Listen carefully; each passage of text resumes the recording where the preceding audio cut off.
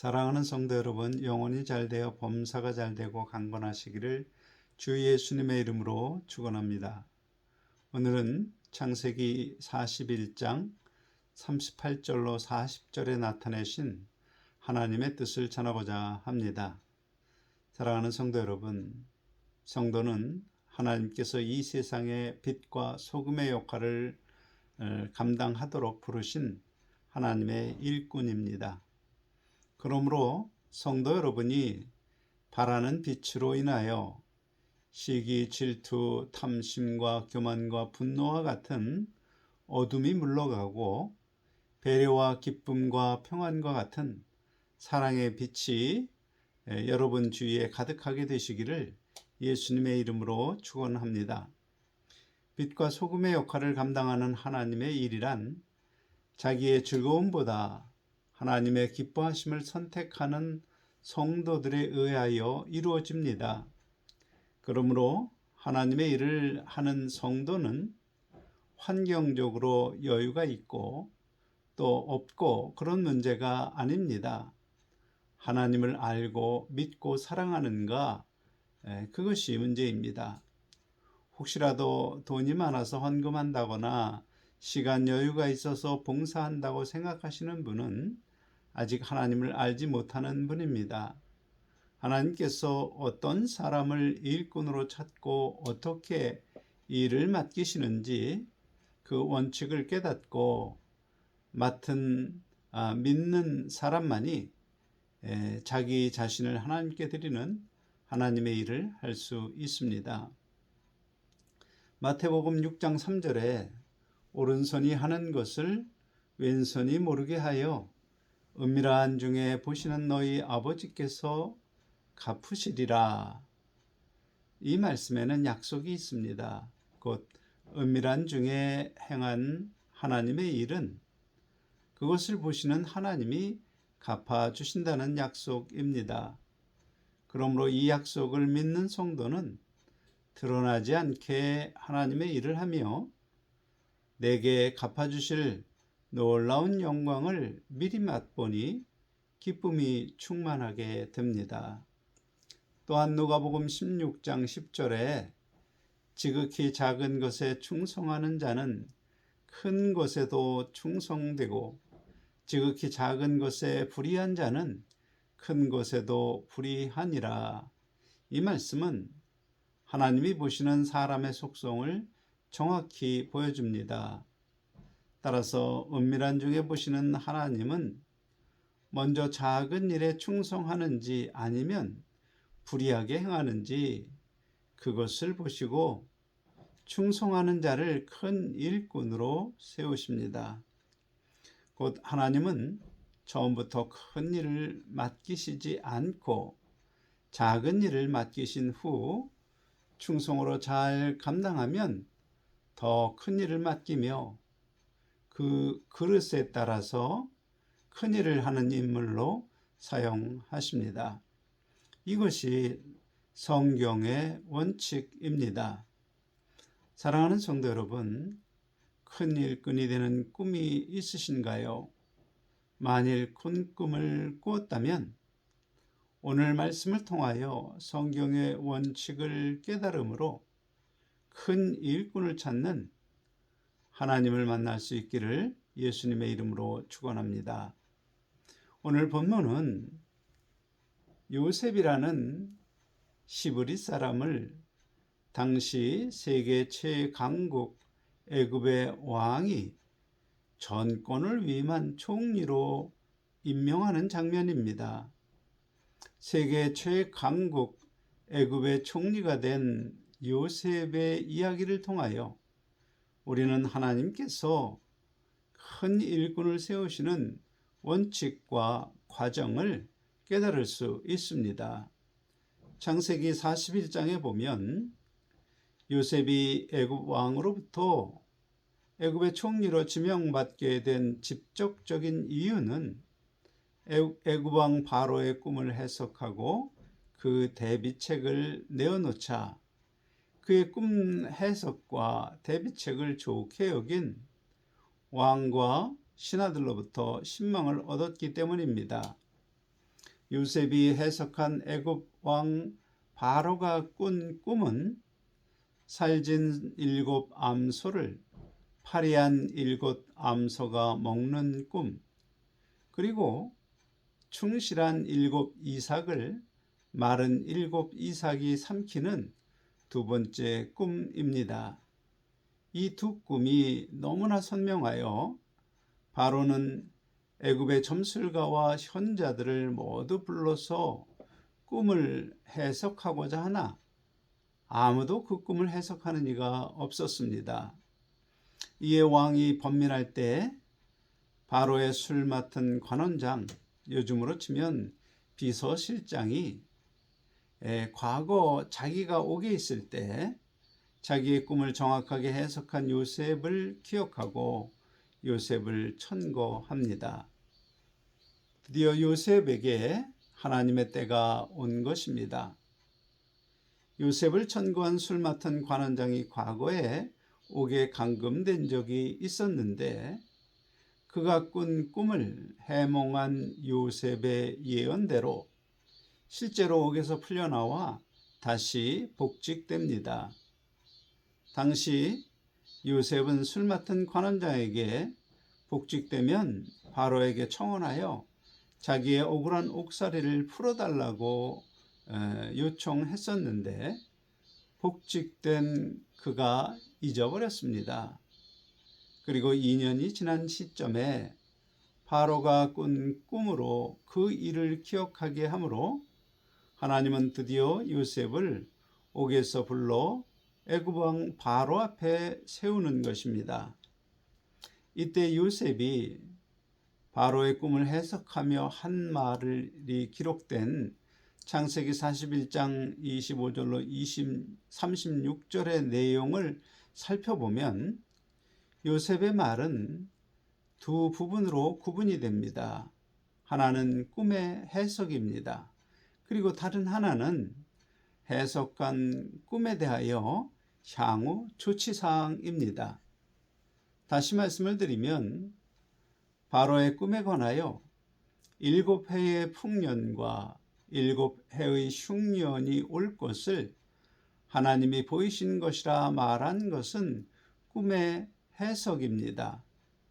그리고 7해 풍년 때에 곡식을 거두어 각 지방의 창고에 저장하게 하여 7해의 흉년을 대비하는 조치를 요셉이 제안하였는데 그 조치는, 그 제안은 꿈의 해석이 아닙니다. 꿈은 하나님이 주신 지혜로 해석한 것이지만 풍년과 흉년을 대비하는 조치는 요셉의 지혜입니다. 이제 요셉의 해몽과 대비책에 관한 그의 지혜를 들은 바로가 신하들에게 말합니다. 창세기 41장 38절. 이와 같이 하나님의 신에 감동한 사람을 우리가 어찌 얻을 수 있으리요. 그리고 자기의 인장을 빼서 요셉의 손에 끼우고 요셉을 나라 전체를 다스리는 총리로 임명합니다. 여러분에게 묻습니다. 한 나라의 국정을 실제로 책임지고 다스리는 총리의 직책을 감당하는 그릇이 과연 꿈의 해몽 한번 잘했다고 가능한 것인가? 쉽게 꿈풀이 점쟁이를 총리로 임명하면 그가 나라를 잘 다스릴 수 있다고 생각하시는 분이 있나요? 사실 포병여단의 여단장도 아무나 하지 못합니다. 많은 사람 중에 포병의 전술과 부대 운영과 지휘통솔을 잘하여 최강의 전투력을 유지할 수 있는 적임자로 인정받아야 비로소 맡을 수 있는 직책입니다.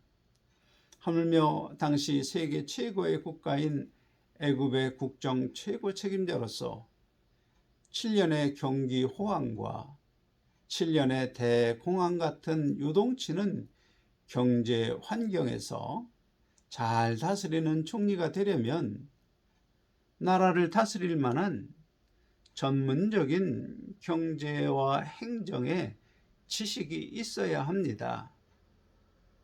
바로 이 바로의 꿈 해몽 후 제안한 요셉의 지혜는 애국왕 바로와 그의 신하들 앞에 요셉이 스스로 나라 경제와 행정의 전문가임을 증명하는 지혜입니다.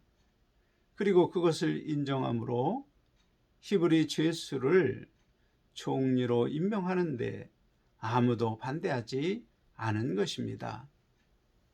결국 요셉이 그런 지혜를 갖추도록 하나님께서 요셉을 인도하신 것입니다.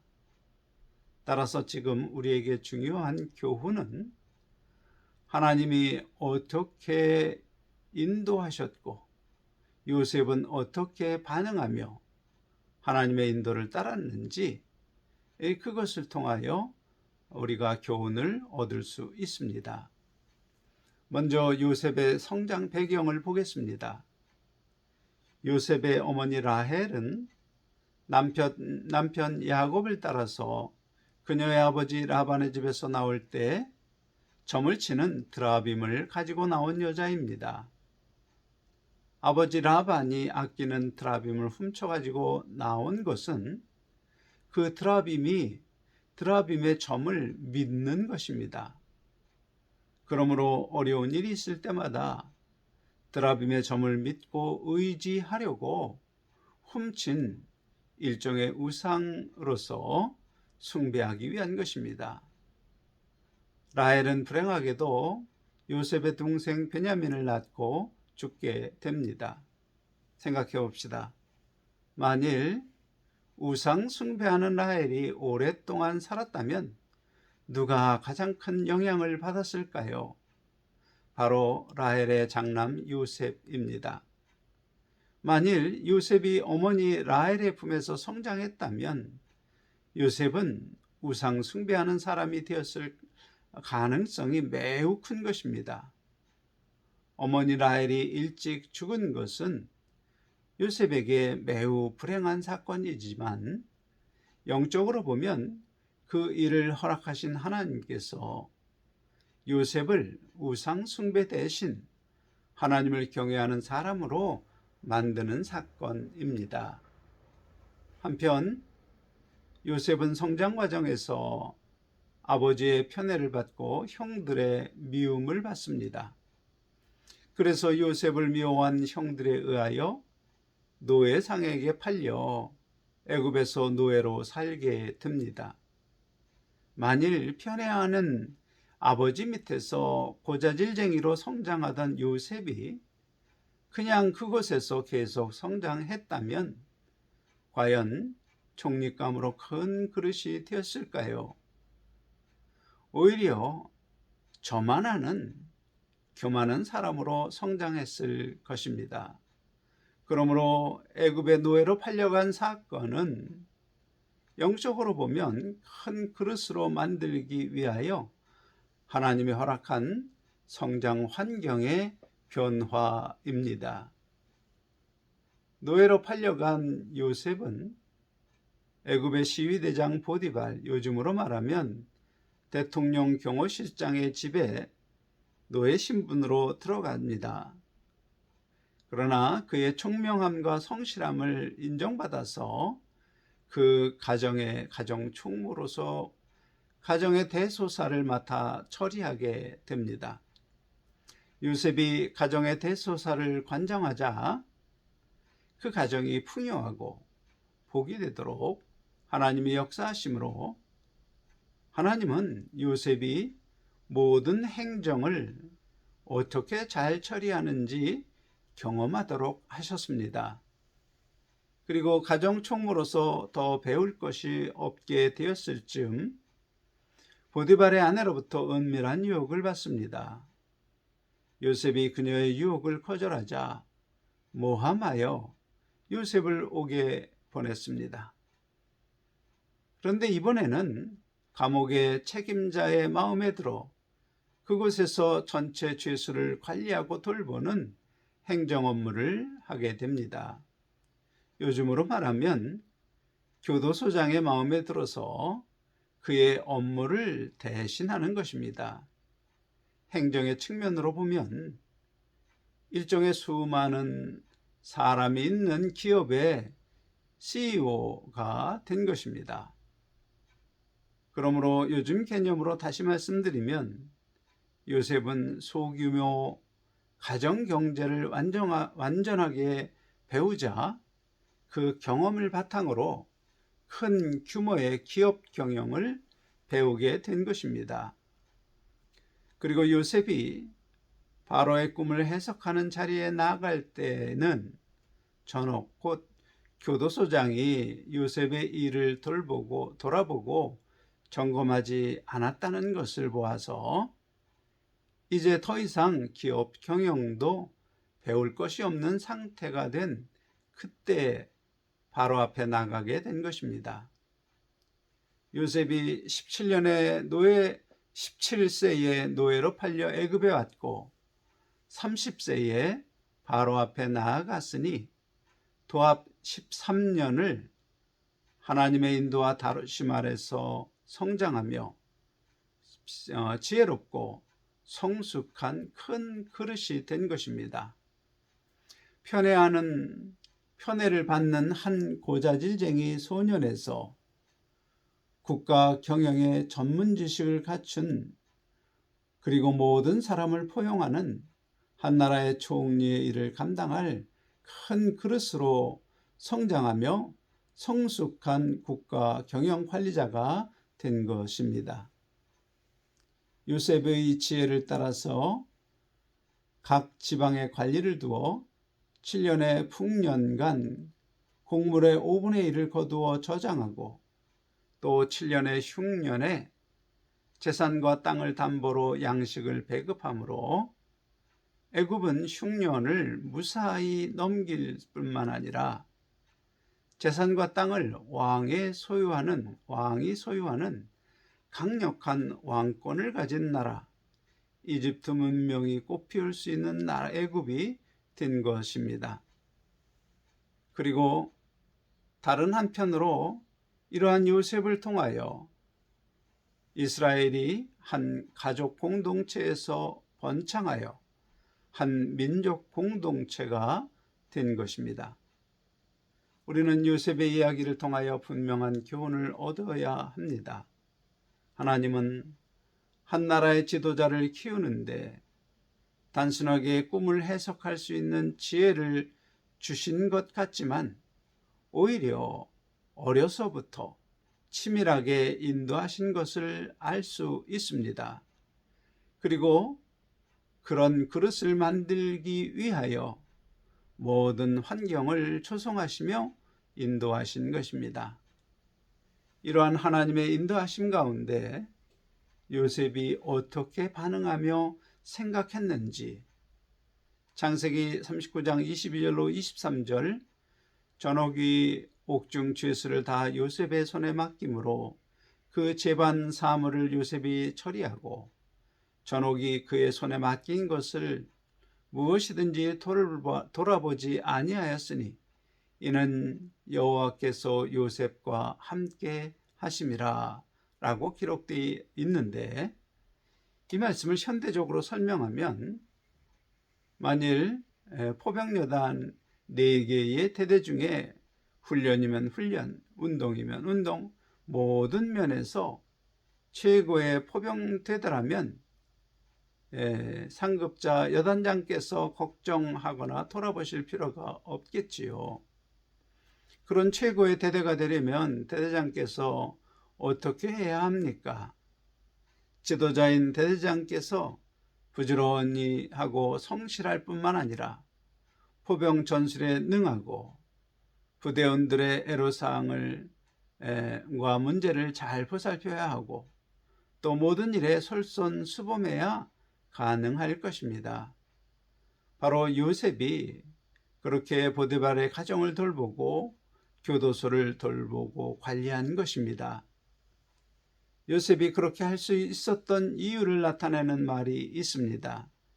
창세기 39장 9절 그런즉 내가 어찌 이 큰 악을 행하며 하나님께 죄를 지으리이까 보디발의 아내가 은밀하게 유혹할 때 요셉이 한 말입니다. 요셉은 남이 보나 안 보나 지금 은밀한 중에 나와 동행하시며 나를 지켜보시는 하나님 앞에 정직하게 행하며 산 것입니다. 곧 어떤 직분이나 일이 주어지면 그 일이 나에게 유익이 되는지 해가 되는지 자기 지혜로 평가하지 않고 다만 하나님 앞에 충성을 다한 것입니다. 예수님은 말씀하십니다. 마태복음 25장 21절 착하고 충성된 종아, 내가 적은 일에 충성하였음에 내가 많은 것을 내게 맡기리니 내 주인의 즐거움에 참여할지어다. 처음부터 애굽 총리와 같은 큰 일을 주시는 것이 아니라 작은 일부터 주어진다는 것입니다. 보디발의 가정 총무, 또 교도소의 총무와 같은 작은 일이 주어지고 그 작은 일에 충성한 사람에게 더 크고 더 많은 일을 맡기며 애굽 총리와 같은 큰 그릇으로 성장시켜 나아가는 것입니다.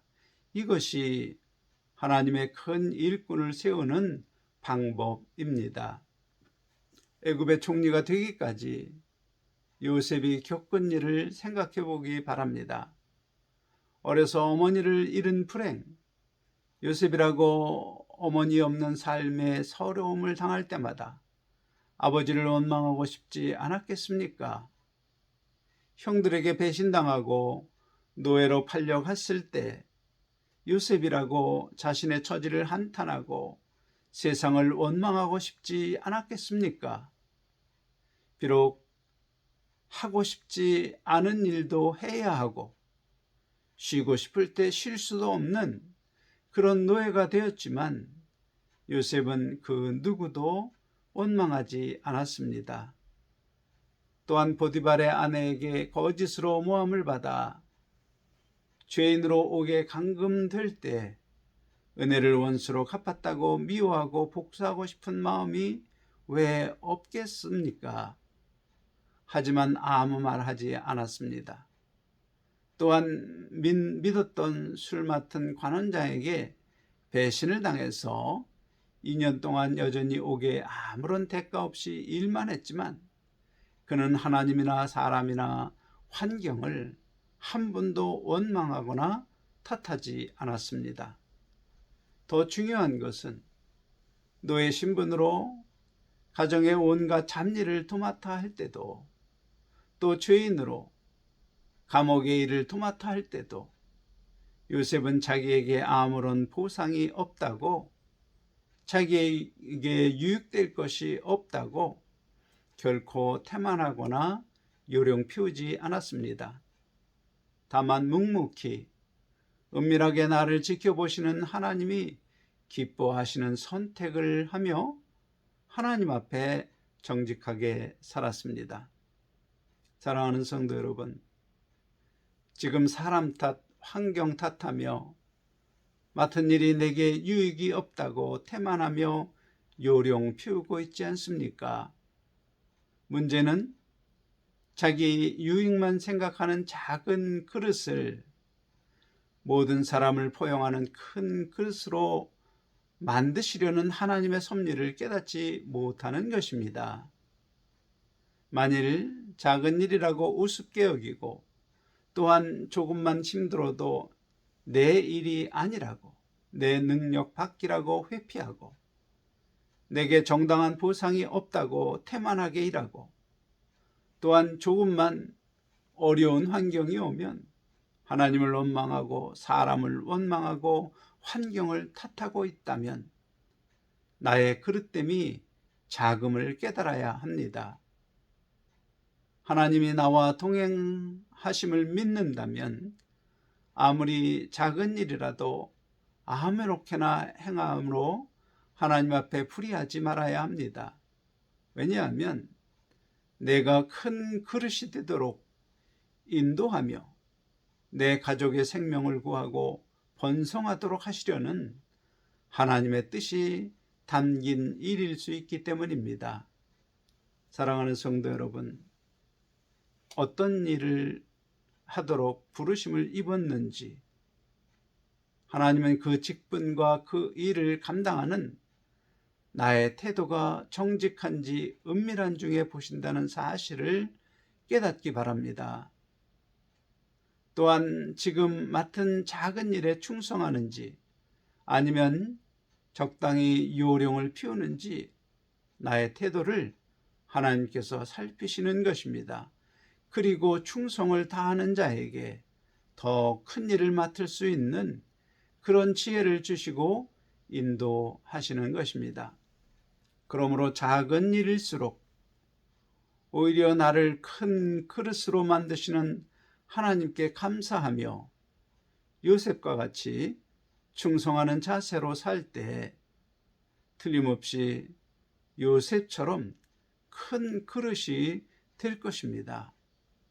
그러면 하나님께서 큰 일을 맡기며 하나님 앞에 귀한 인물, 세상의 빛과 소금의 역할을 감당하는 인물이 될 것입니다. 그런 인물이 되시기를 예수님의 이름으로 간절히 축원합니다. 아멘.